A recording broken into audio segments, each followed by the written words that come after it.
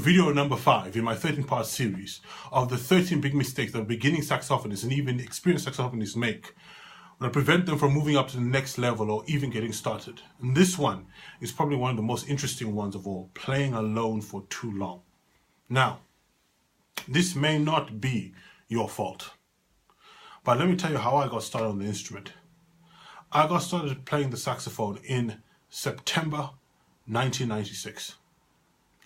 Literally within the first year of playing the saxophone, I played in 10 bands. I went to a jazz masterclass with, I believe, Birmingham-based saxophonist Andy Shepherd. And at the Shepherd masterclass, I didn't know what the hell was going on. He was speaking about A-B form. His ability to teach jazz, I question very deeply.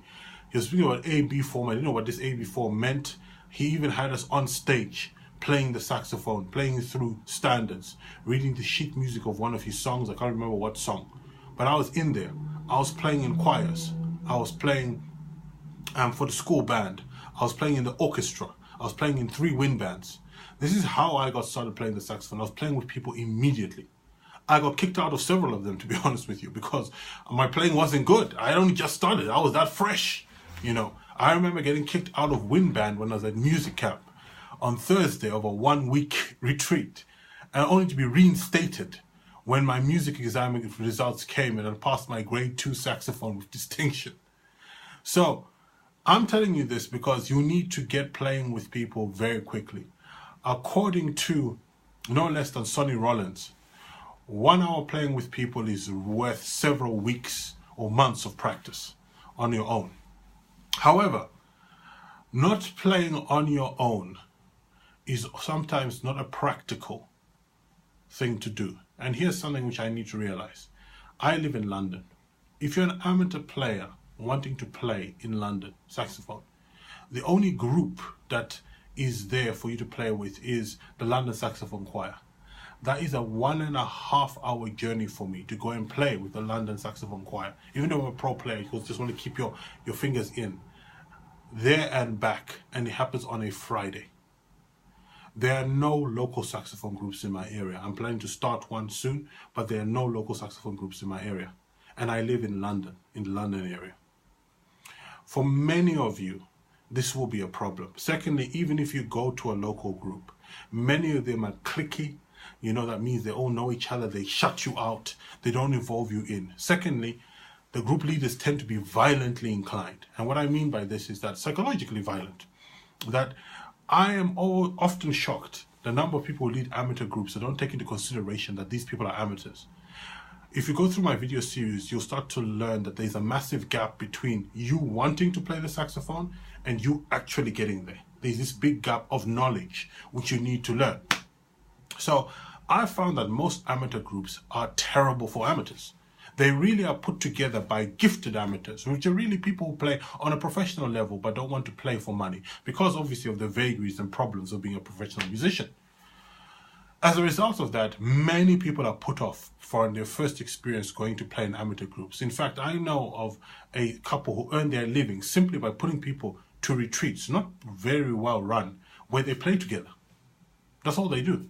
This is something which I'll be doing as part of the PlaySaxNow retreats, which will be coming to you very soon.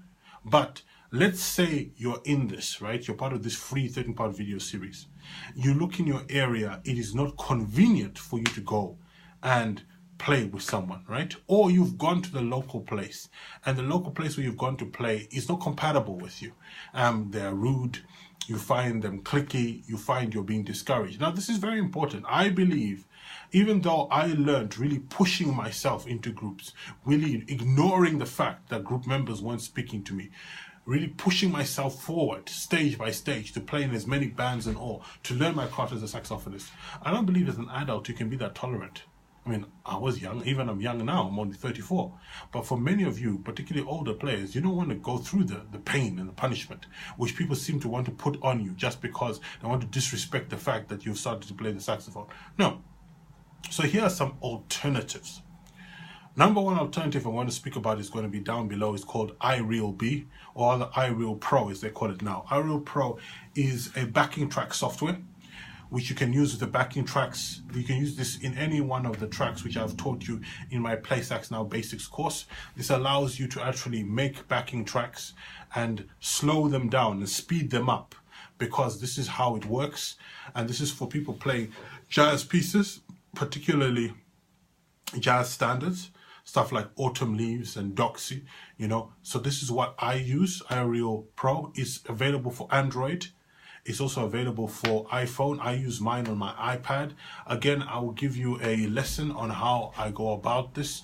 This will be down below. I'm just trying to figure out, obviously, how to record the screen of my iPad so that I can give you this lesson. However, this is a very practical solution. Another one which I've also included a link to, which is a bit more expensive and there is a learning curve, is of course Band-in-a-Box. Band-in-a-Box is very good. It works with MIDI files, even real files. It can play whatever you throw at it. This is wonderful for you to actually put in music into it and do this. There's a very steep learning curve and it's rather expensive, but again, as a substitute for not being able to have a band with you, it is absolutely indispensable. The third tip I'd give you is play along songs, right? The most popular of them will be the Abersold series of books. Again, if you know anything about me, I'm not really for Jamie Abersold. I've read his books. I'm an experienced player, and they are very complex. You know, I mean, you really need a high level of musicianship and music understanding to understand how to play with the Abersold books. But they're play along, right? I've included some links to some play along books on Amazon, which I also use, which are quite fun to work with. Here's the issue with play along as opposed to using iReal Pro or Band-in-a-Box. Number one, you can slow down iReal Pro rather, and Band-in-a-Box, so that you can actually get better with the band as you're playing progressively. You can't do this with play along. Play along is just at one level. In other words, it's just one speed, and you have to practice until you get to that speed, and then go back and practice again and get to that speed so that you can play along. And the speed they play at is actually quite quick, particularly if you're a beginning player. Next big point to actually make about play along is that they come in different varieties. Some of them don't even have the melody separation. So what some of these play along albums have is the idea that when you're playing along with them, they will actually have the piece being played, usually being played by a piano. So the piano synthesizer is giving you the melody notes and the backing is there, and that is called the track, where you learn, you understand how things fit together. Then they have the what's called the accompaniment track or the backing track, where this is excluded. You need to check this. If you're buying it from Amazon, you need to very much write to the seller and find this out. Because I've bought stuff in the past where, to put it quite frankly, it's just a backing track. There is no melody track on top. And yes, I can figure it out. But this discourages you, particularly if you're a beginning player, even an experienced player. You become unhappy because you just want to hear the track, hear how it fits together and play with it. Another option is also the Associated Board Jazz exams, which come in this format. Now, you'll notice I'm giving you this. If you're a classical player, you're stuck. I mean, basically, you should get an accompanist in. I have recommendations of how to work with an accompanist, but again, this is beyond this particular series of how to choose and find an accompanist. However, if you're going to play with other people, these are the options you have. iReal play along books. I've included the ones which I use. All of them have the melody played, and they have both a backing track and the key track. So the key track means everything's in there, you're hearing it being played. And then, of course, I've also included Band-in-a-Box. And these are the solutions, practical solutions you have. But these are only substitutes for you to going out to play with people. I would encourage you, if you can, to start a meetup for people to play with. I would also encourage you very much to make it a paid meetup. The reason is that if it's not a paid meetup, you're going to have a big problem of people falling off. Now, this may sound ridiculous, but you have to do what you have to do to get people around you. Again, try to see how you can play with people, even playing with people 3 or 4 times a year, which is what I used to do. When I was in school, I used to play all the time, every week with band practice. But even doing that will actually take you up to another level. Next point, realize that musicians by their very nature are strange. Many of them have grudges, have issues with the fact they're not earning as much money as their skills would dictate. Much of this is mainly for one simple reason. is that they're very poor at the business part of it. This is not your fault, but you'll start to understand this more and more when you work with them. So you'll kind of have little niggles with how they're clicky and the rest. If you can get over that, it's a wonderful experience for you to play with other people. Again, I thank you very much for doing this video. Share it, like it, comment on it. And I'll also ask you to actually go and use some of these resources I've supplied to you, and remember to play with other people. So what's coming up in the next video, video number 6, is assuming playing the sax is easy.